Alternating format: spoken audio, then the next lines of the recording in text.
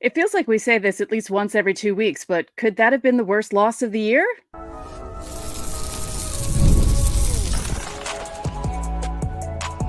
You are Locked On Yankees, your daily New York Yankees podcast. Part of the Locked On Podcast Network, your team every day.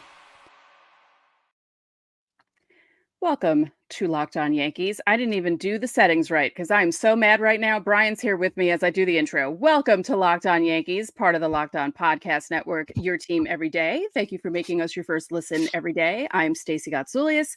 Today's episode is brought to you by Game Time. Download the Game Time app, create an account, and use code Locked On MLB for $20 off your first purchase. Terms apply. Download Game Time today. What time is it? Game time, unfortunately, for the Yankees. Right, Brian? This is by far the worst loss of the season. We'll get Right? into it, but if you're a Yankee fan, I don't know how you can't be fuming. Yep. Before we get started, don't forget subscribe to the channel.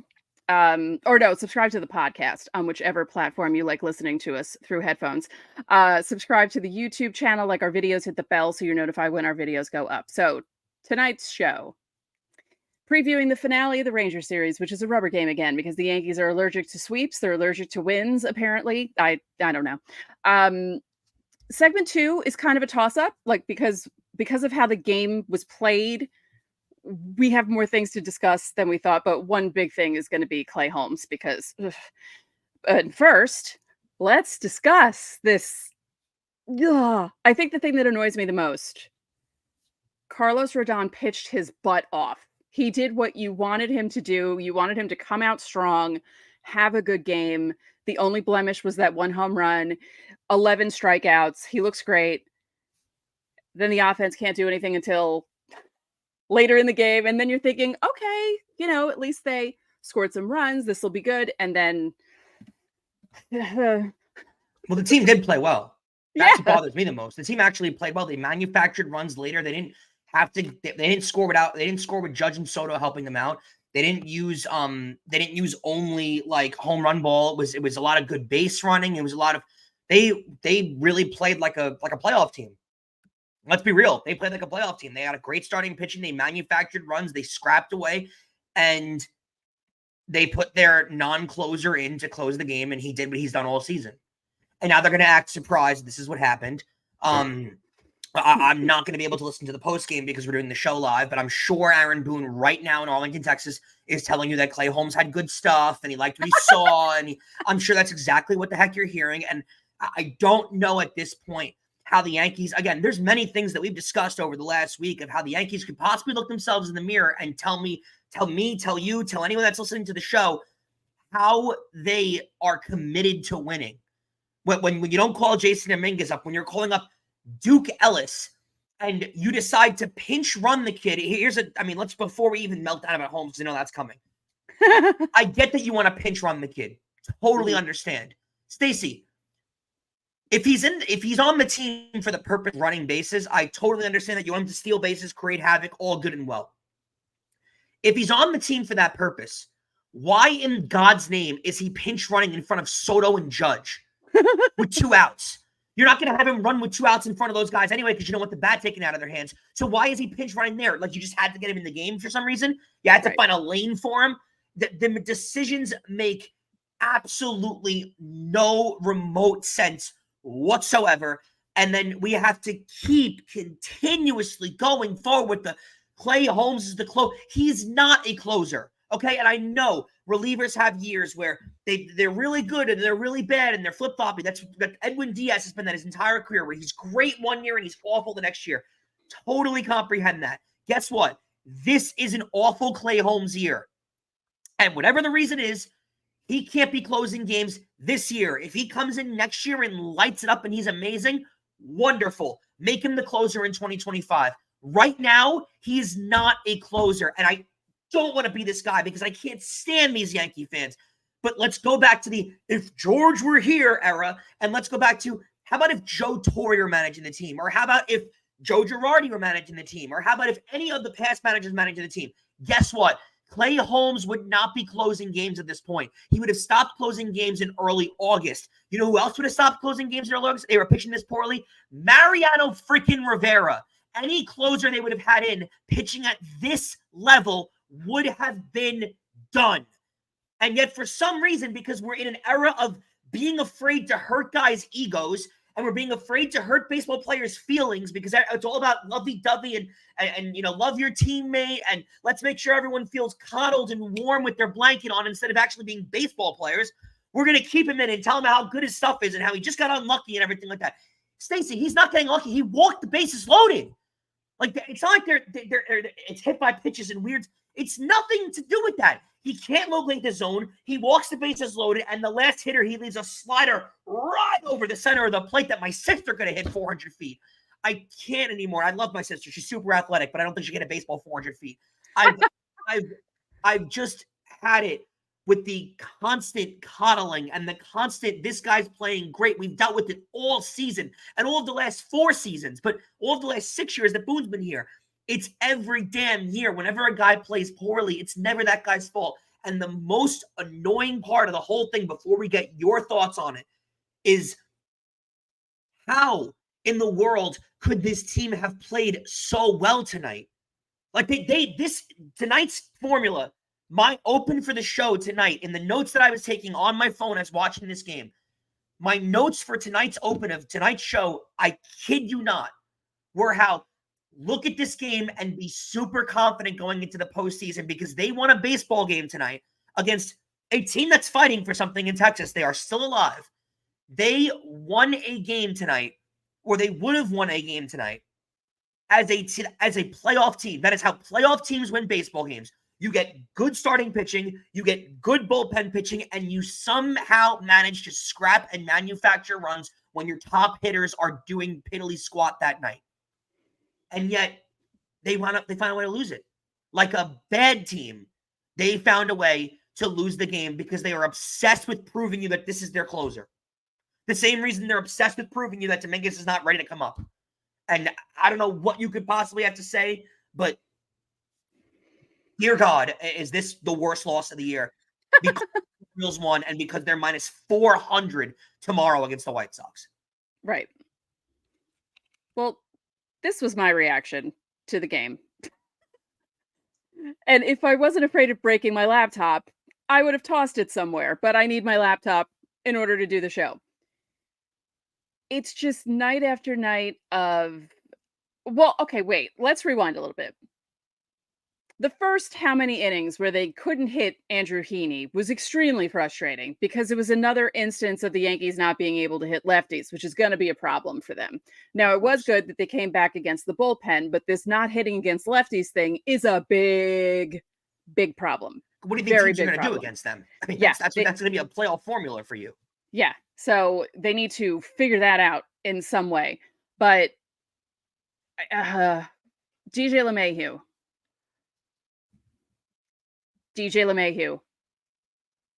why wouldn't you put Rizzo in a little sooner? Because out of those bad plays that were made in the field, DJ's was worse than Glaber's. Sorry, it was. I'm sick of seeing DJ because now he can't even play defense. So what is he in a game for? Just because he bats from the right side or he's a righty? He doesn't do anything. If you watched Boone's John Boy interview earlier today too, Boone gave you the, Rizzo coming off the IL, you want to give him a day here. They're off on Thursday. They're off in 2 days. If Rizzo cannot play 3 days in a row coming off the injury, listen, as far as I'm concerned, when he's back for his rehab assignment, he's good to play. Okay? If he can't play 3 games in a row in the middle of a playoff run, I'm sorry, Stacey, he can't play. Then he's not healthy. Right. Like, then he can't be on the roster. He was out for 6 months. If he's not healthy enough to play 2 days in a row, then he can't play. He's your best option, especially coming off hitting so well over the last few days. Right. But you had to get DJ LeMahieu at bats.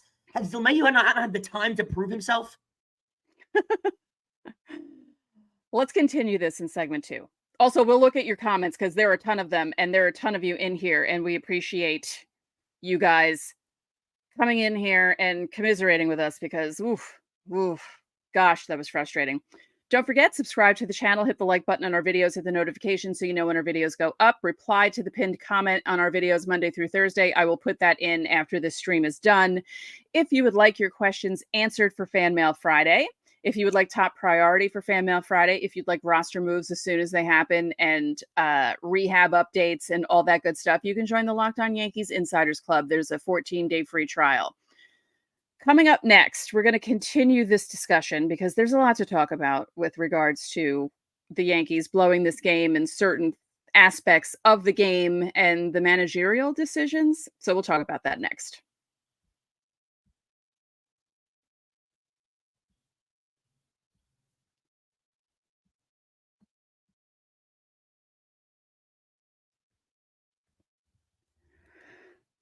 Locked On Yankees is sponsored by eBay Motors. Passion, drive, and patience. What brings home the winning trophy is also what keeps your ride or die alive. eBay Motors has everything you need to maintain your vehicle and level it up to peak performance. From superchargers, roof racks, exhaust kits, LED headlights, and more, whether you're into speed, power, or style, eBay Motors has got you covered. With over 122 million parts for your number one ride or die, you'll always find exactly what you're looking for. And with eBay Guaranteed Fit, your part is guaranteed to fit your ride every time or your money back. Because with eBay Motors, you're burning rubber, not cash. With all the parts you need at the prices you want, it's easy to turn your car into the MVP and bring home that win. Keep your ride or die alive at ebaymotors.com. Eligible items only, exclusions apply, and eBay Guaranteed Fit is only available to U.S. customers. We want to thank you for making Locked On Yankees your first listen today. For your second listen, enjoy the Locked On MLB podcast. Host Paul Sullivan, a.k.a. Sully, is here daily to provide national expertise with his trademark humor to help you get ready for the MLB playoffs. Prepare for the Fall Classic with Sully, who has it all covered every single day on Locked On MLB, available on YouTube or wherever you get your podcasts, part of the Locked On Podcast Network, your team every day.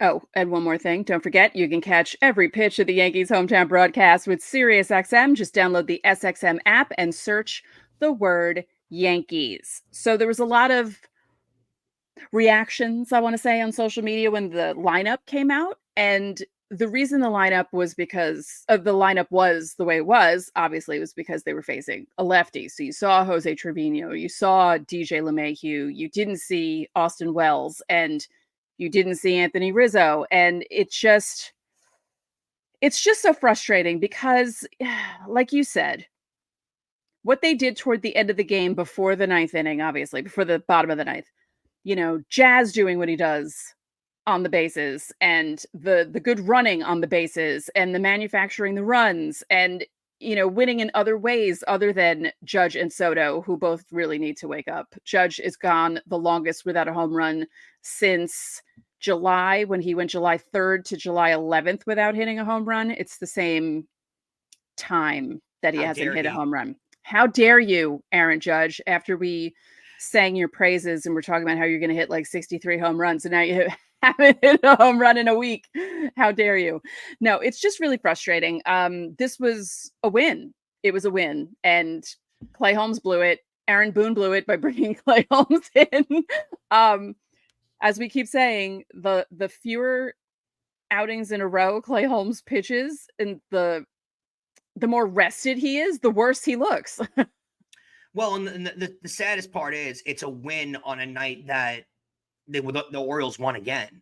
And the Orioles are in the middle of their White Sox series, a series that for them, you were only able to take 2 out of 3 of. And that's what makes these losses, we talk about it and, part of us comes on and wants to tell you not to freak out when these big losses happen because it's baseball and losses happen. So I don't want to have everyone have a meltdown when they lose to the White Sox. But having said that, the Orioles are about to sweep the White Sox because they're minus 400 tomorrow when they play the White Sox. They're going to win that game. And now, regardless, you've now gone 2 out of 3 against the Rangers. Whether a loss or a win, you've gone 2 out of 3. How about this stat? The Yankees have now gone 11 straight series where they've hit a rubber match. where they had to play a game to decide the series. That can't happen with winning teams. Winning teams don't do that kind of stuff. And you can't possibly go forward with this closer. I mean, we keep saying it with Luis Gil, and I think me and you both are on lockstep believing that they're going to go forward with Luis Gil and make him the closer. Right, and not make him the closer. They're going to put him into the starting rotation because that's what he's done all year, and he's succeeded that way, and they like his lane there, and whatever the heck garbage they want to feed you. But Luis Gil at this point has got to be their closer going forward. He has to. He'll be back in a few days. He's doing his rehab starts now. To me, the only viable option is to make Clark Schmidt a middle relief guy, unless he's absolutely killing it throughout the rest of the season. Make him a middle relief guy, have him come into the bullpen. He can give you 2 or 3 innings, and Luis Gil has to become your closer. There's no option, no ifs, ands, or buts, because Stacey, if he's not your closer going forward, he has strikeout stuff. He's pitched amazingly this year, and he can give you length. And clearly, the Yankees don't have anything in the back end of their bullpen that proves that they can give you otherwise, right? So do you really trust Tommy Kahnle? Now, Tommy Kahnle's been really good this year, and his ERA is a little bit more skewed to looking better than he actually is, because there's a lot of innings that he's come in with inherited runners on base that he's given up leads and tie games to that, but those runs don't count towards his ERA, so it's a little bit of a miscued kind of stat. Right. Other than that, none of their bullpen relief guys at the back end of their bullpen have been otherworldly great this year where you can trust them. But you know what? You can trust Schmidt and you can trust Gil. I don't know about the starter's role, but he has got to be throwing. You have to give him the opportunity. You have to try something. You have to do something in the month of September to find a closer, because you didn't trade for one. You didn't empty the farm for one. And now you have Clay Holmes start closing games. Well, just in case you guys didn't see this, before the game, about an hour and a half before the game, the Yankees announced that Gil will start Friday afternoon at the Cubs. Schmidt goes Saturday, Cole Sunday. Nestor Cortez will piggyback for Gil and Schmidt before being reinserted into the rotation against the Red Sox. I had joked on yesterday's show about them piggybacking people in the playoffs, and they're actually going to do it this weekend, which I was like, I don't know if the Yankees should have the same ideas I have, because I don't know how to run a baseball team. So I just thought that was interesting. And I like people in the comments too calling me out for talking negative against the Orioles the last couple of days. The Orioles haven't played well the last 3 months. I mean, go look at their record. Go look at what they've done since June. The Yankees have played terrible baseball, and the Orioles have had every opportunity to catch them, and they haven't. And they're now up half a game. The Orioles had their first win on the Yankees in forever when the Yankees played terrible baseball. The Yankees, by all means, Stacey, and please, if you have an argument in the comments, give me one. The Yankees, by all means, should be up 5 or 6 games on Baltimore and how poorly Baltimore has played this season. Seriously. And now they're playing the White Sox, and you find yourself in a series against the Rangers, who are a team that's actually playing for something. It is mind-boggling. That's why that loss is so huge. You cannot have a loss like that. And it's so funny because they have a loss like that in mid-June, and we react so differently. But these losses come in September, and it kills you. You can't lose games like that in this month when series are this tight and division races are that tight, especially when the urgency to have games played in the Bronx in October. You can't expect to win games in the Bronx in October, and you can't expect to win playoff series when you don't have home field advantage.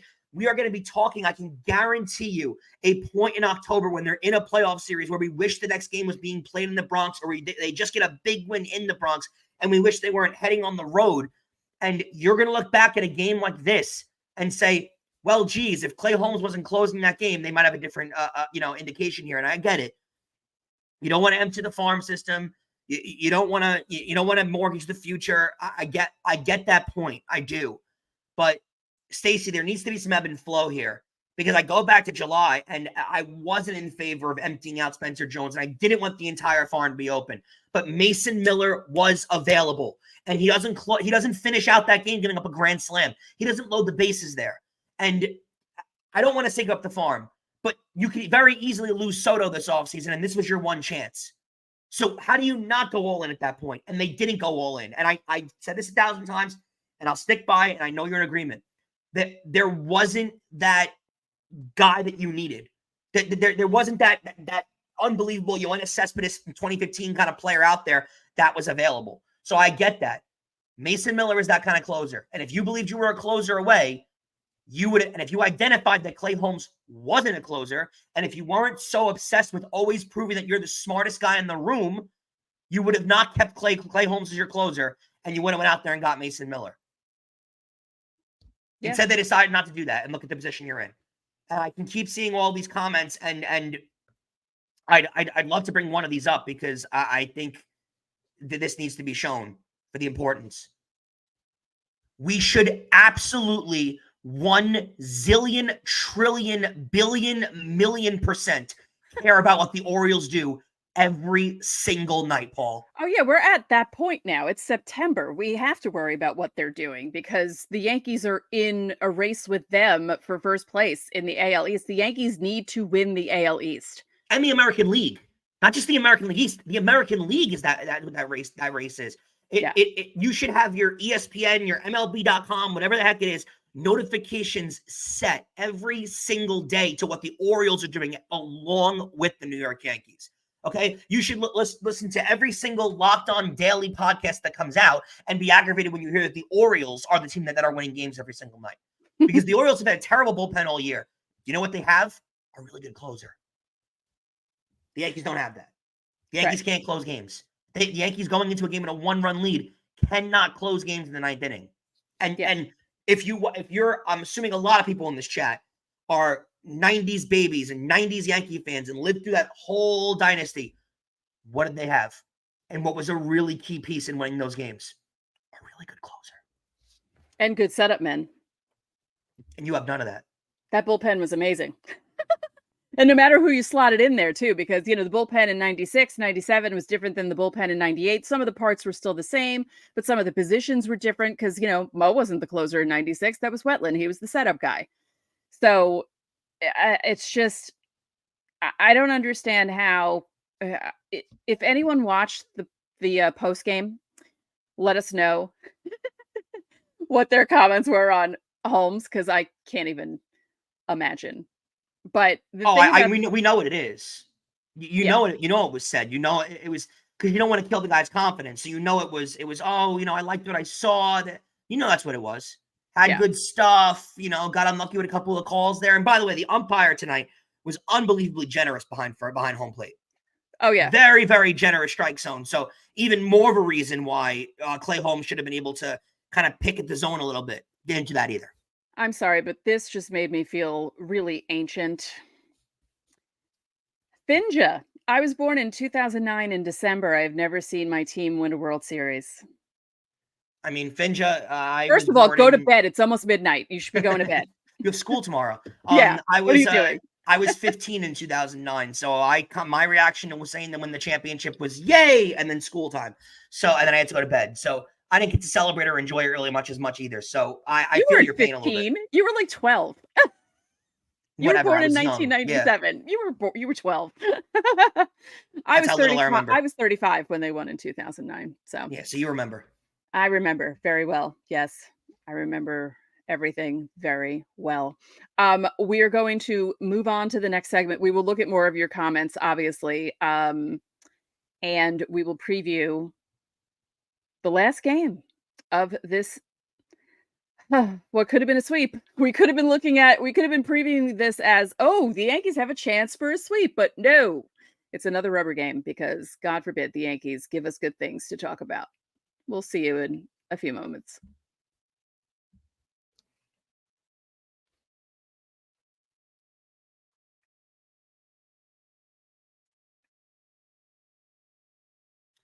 While I'm in this trance of being annoyed, I want to tell you guys about PrizePicks. PrizePicks is the easiest and most exciting way to play daily fantasy sports. And unlike other apps on PrizePicks, it's just you guys against the numbers. All you do is pick more or less on 2 to 6 player stat projections and watch the winnings roll in.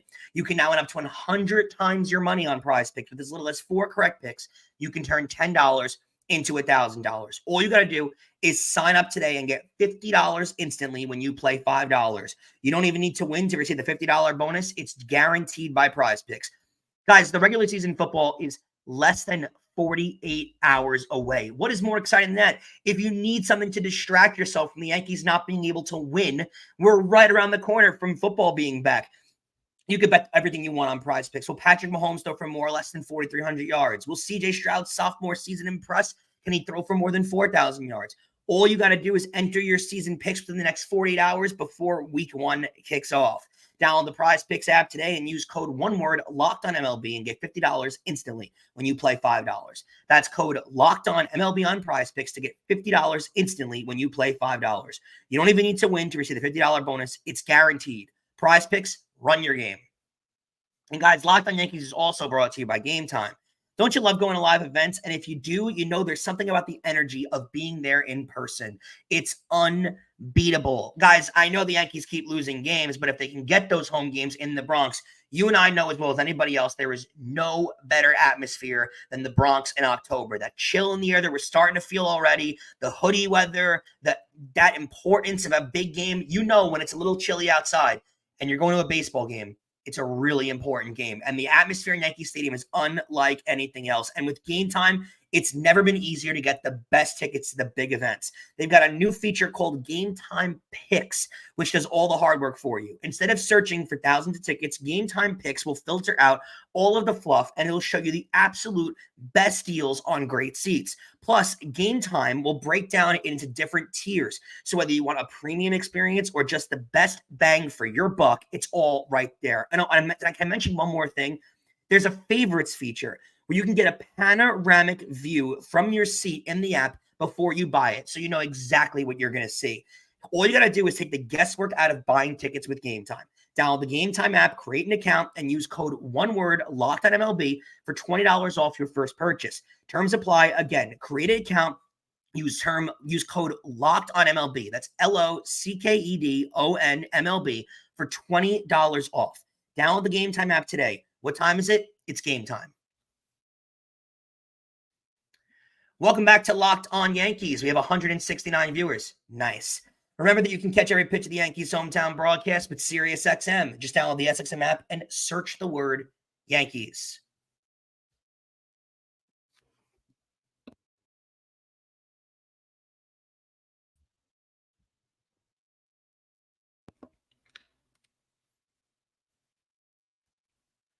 Welcome back, everyone. We're in the right spot, so I'm very excited. That's rare for us. I have something to tell you. What's that? It's a quote from Boone. Oh, joy. Let's hear Aaron it. Boone says, in past years, Clay Holmes has gone through stretches where he struggled mechanically. Quote, I don't feel he's had a lot of those stretches this year. Tonight, they got him. A lot of times where we've lost, it's been soft contact beating him.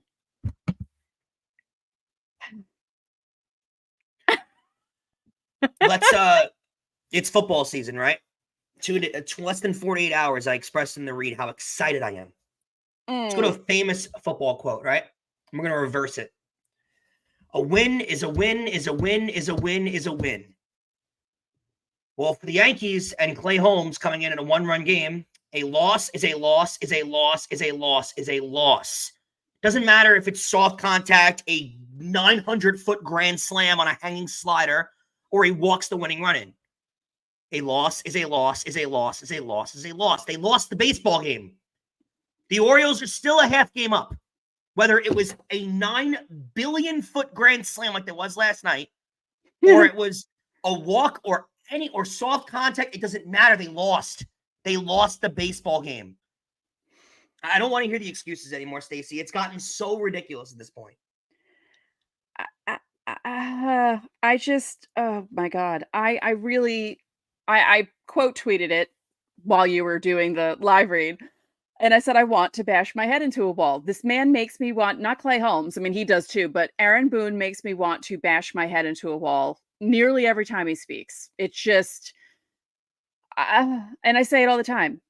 Sure, the players need to play, but they're not winning with him as a manager. Even if they make it far into the playoffs, he's going to do something to screw something up. He's going to take someone out too soon, leave someone in too long, bring in the wrong guy. Something's going to happen.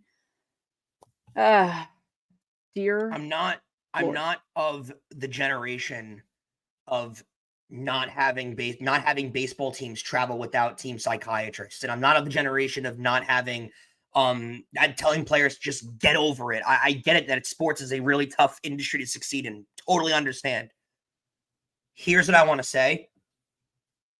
There has to be a little bit of a change in the garb of hiring managers that just want to make everything cushy for the players. Call someone out. Say someone stinks. Say he sucks right now. Say something. Hurt someone's feelings, for God's sake. Joe Girardi lost his job because they were too afraid he hurt Gary Sanchez's feelings when Gary Sanchez was an awful catcher. And they were angry that he hurt Gary Sanchez's feelings, and then they cut Gary Sanchez 2 years later. You can't keep going forward with Stacey. He has the most blown saves in all of baseball. You cannot sit here. He's close to setting the Yankees record, too. You can't sit here and tell me that he's had a good year, that it's been soft contact, or give me any excuse possible to preserve Clay Holmes mentally. I don't care. You need to win games at this point in the season. You can't be losing games like this at this point in the season. You can't be a half game behind ahead of the Baltimore Orioles with a 1-run lead and have nobody up in the bullpen because you're afraid that Clay Holmes is going to turn around and see that there's someone warming up and it's going to hurt his feelings. It's not about feelings anymore. It's September. It's playoff baseball. It's not about who has their feelings hurt and I couldn't care less at this point. You don't want to call out Clay Holmes for all these blown saves, or that he can't locate, or he can't put a ball in the strike zone. You can't find a way to do any of those kind of things because you don't want to hurt the guy's feelings. How about he saves a game? You know what hurts my feelings? Blowing 11 saves throughout a season. Because if you differentiate half of those, if 2 of those are 2 less blown saves, Stacey, they have a 2-game lead on Baltimore right now. They have a 1.5-game lead on Baltimore right now. So if all the soft contacts and the 900-foot home runs, I don't care. But you can't be blowing saves at a legendary level at this point. If they go into the ninth inning with a run lead, it feels like an automatic loss. Yeah.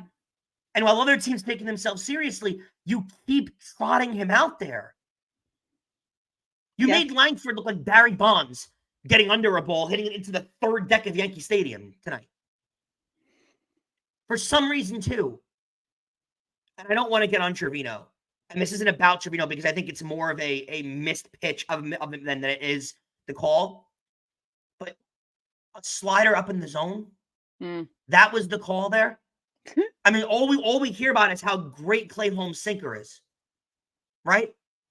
A slider up in the zone is what we went with. The one pitch that a guy can really get a hang on and drive out of the park. He crushed the ball, Stacey. He crushed it.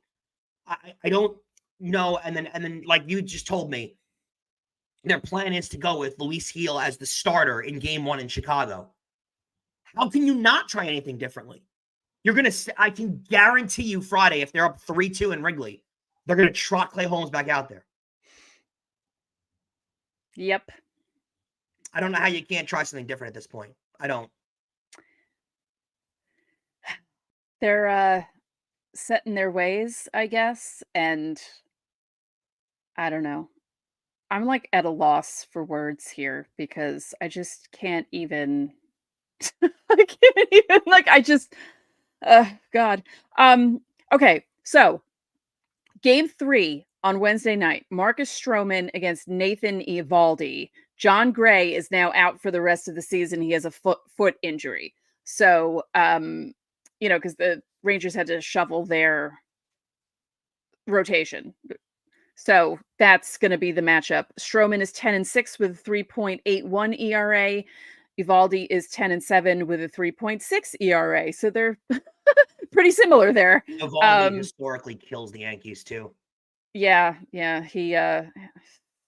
He's one of those guys where couldn't pitch as a Yankee, but can pitch against them. Same with Andrew Heaney. Yeah. Isn't that always how? Yeah. You know what? I feel like, I don't know. I think if they had won tonight, where'd the comment go? There it is. If they had won tonight, I would say yes, because they were on a bit of a roll and maybe, they go into that game with confidence, like, all right, we can let's do this. It's possible they win the game tomorrow. It's also possible they don't hit Eovaldi and go get the bullpen again. Like, that's another way of winning the game. They don't have to get to Eovaldi. They just have to make sure Stroman doesn't give up 6 runs and then the and offense it's can score. too is they go into Chicago over the weekend, where Chicago is on an absolute heater right now. Where a week ago, it looked like Chicago was almost out of the playoff race in the National League, and now they've played their way right back into it. So it really looks like Chicago, with how well they're playing, they're going to be a tough matchup at the end of that series, on the weekend. Well, they were on a heater. They've lost 2 in a row to the Pirates, and they're looking to not get swept on Wednesday. But they're three games over 500 now. For Wednesday, yeah. They found them. They were like 8 games under 500 like 2 weeks ago, and now they're 3 games over. I mean, they played themselves right back into contention. Again, you're not going into a portion of the season where, games are taken more lightly. This is got to be taken super seriously, especially while Baltimore is playing Chicago, the White Sox, the other side. That could happen too. Would you be shocked? After what happened with poor Rodon? No. That's what bothers me too, is this is not one of those starts where Rodon could have dominated and you could have backed it up with, it wasn't a great team that he went up against, not really a great lineup. No, the Rangers have a good lineup, and they do score runs this year, despite losing. They can't really pitch. They do score runs, and Stacey, he pitched amazing. I mean, other than the 1 home run ball, 11 strikeouts, he was incredible. And for some reason, you go forward and it was nothing. You got nothing out of him. You did nothing for that. It's such a frustrating thing when they go to a commercial break and you see the line come out and it's, Rodon, 1 hit, they're down 1-0. He's got 11 Ks. And it's like, what else could he do? But you know what? That's my point to the whole thing that when we came into the show. That is a playoff start right there. Yeah. Yes, to give up the home run. When you gave up the home run, it was a solo home run. You struck out 11. You kept your team in the ball game. You gave them a chance to win. And they were able to scrap away runs. They were able to get through because, again, like we said before, when they go into the postseason, you're not going to have every single game where Aaron Judge is going to hit a home run or Juan Soto is going to hit a home run and carry the team. That you can't expect that in every game. Now, you can expect that in a lot of the playoffs because you're not going to win without those guys producing. But you can't expect that every single night. And they haven't gotten it every single night, but they were able to manufacture a win tonight. They were able to. And as much as we want to talk bad about him, and he deserves it, but Aroldis Chapman was consistent with closing games. I don't remember him ever blowing 11 saves in a season. And were there times where it was very frustrating with Chapman? Yeah. You know what he could always lean back on?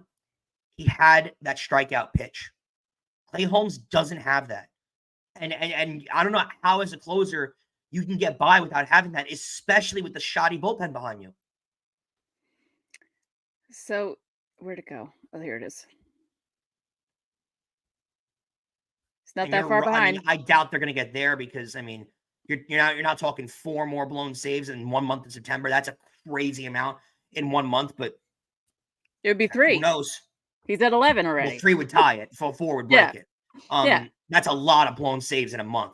A lot. And I'll tell you that if he breaks that record, there's a 0% chance that they're winning the division. Right. 0. Right. Oof. I don't know how you go forward. Clearly they're going to go forward with this guy closing.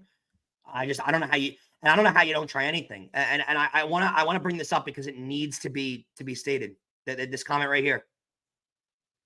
Was he? When you look at it now. At times, but not as much as. Was it ever this bad? No. Was it ever this bad? No. Yes, there were big situations where it was bad. You had the Altuve walk-off. You had the home run against Tampa in the division series that we all knew was coming. Did we all know that was coming? Because I knew that was coming. I could see it coming from 5 miles away. Mariano Rivera blew Game 7 of the World Series. So I'm not going to sit here and say that closers don't blow big games. They do. Oh yeah, no. Closers blow games, but they don't blow. Good closers don't blow 11 saves in a season. No, and good closers aren't able to not locate or not reach back and find that strikeout pitch. When's and you can remember Clay Holmes getting a big strikeout? Seriously. I guess there were times when Chapman struggled. But was it ever this bad? Honestly, ask you guys that question. Was it ever this bad? No. Because I don't remember it being this bad. You've got, and especially, again, big time of the season, somehow against the lefty, who, by the way, Anthony Rizzo hits lefties pretty well. Anthony Rizzo was unable to play tonight after being out the last 4 months. Unable to play tonight. Oh, yes. Wait, that's what I wanted to bring up. When you brought that up, where you're like, he's only been back 3 days. You're giving him a day off. Boone used to drive me crazy. I think it was 2 seasons ago. It would be like a Sunday before an off day, and he'd get judged the day off. And it's like, what are you doing? There's an off day tomorrow. Why are you sitting someone? They're trying to get 2 days off in a row. The Judge was in his 20s. Like, what do we do? He doesn't need days off.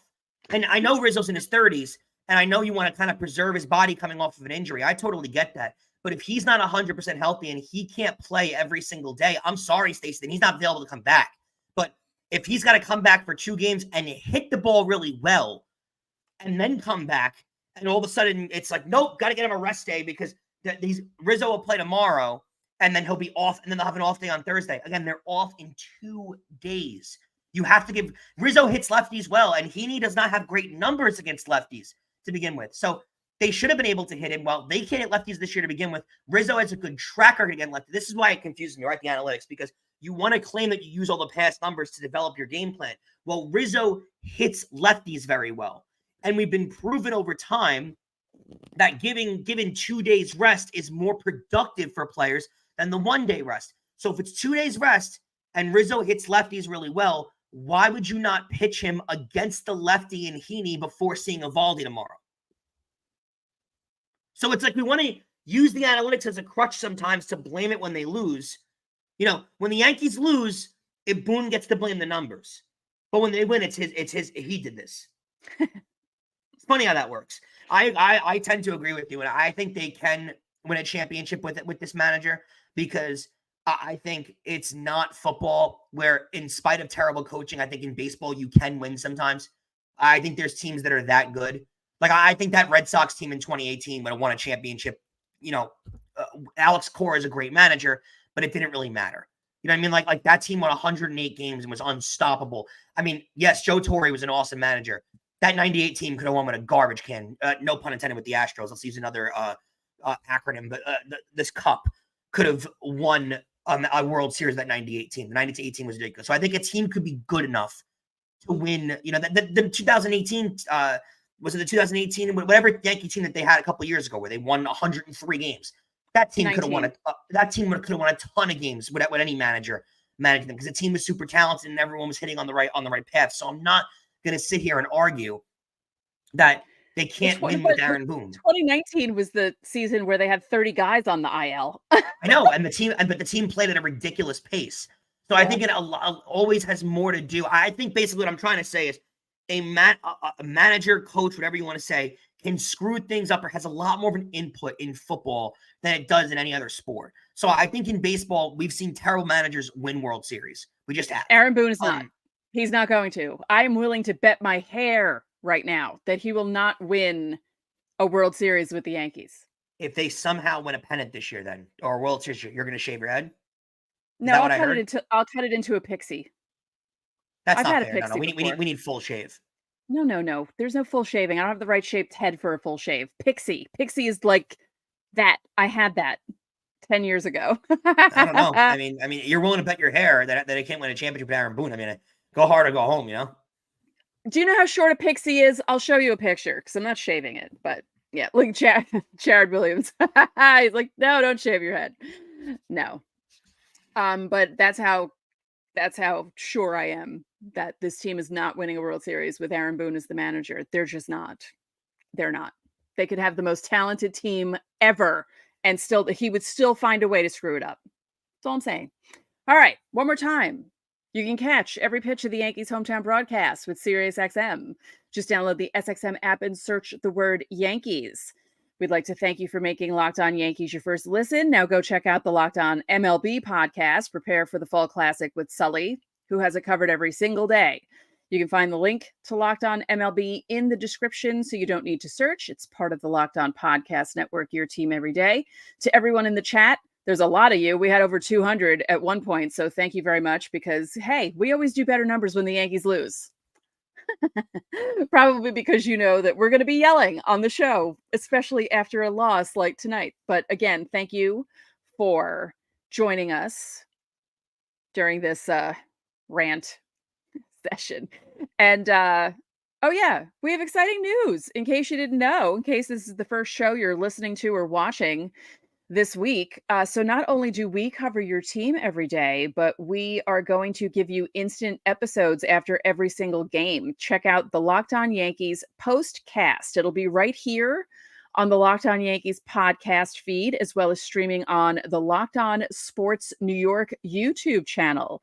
You get rapid reaction to all the biggest moments with the Locked On Yankees postcast. So that's pretty exciting. That's starting soon. And that'll do it for this live edition of Locked On Yankees. We're going to do it again tomorrow because I don't feel like editing. And I like having all you guys in here with us. And hopefully we won't be reacting to a loss. So again, I'm Stacey Gotsulias. I am Brian McKeon. We'll see you guys tomorrow.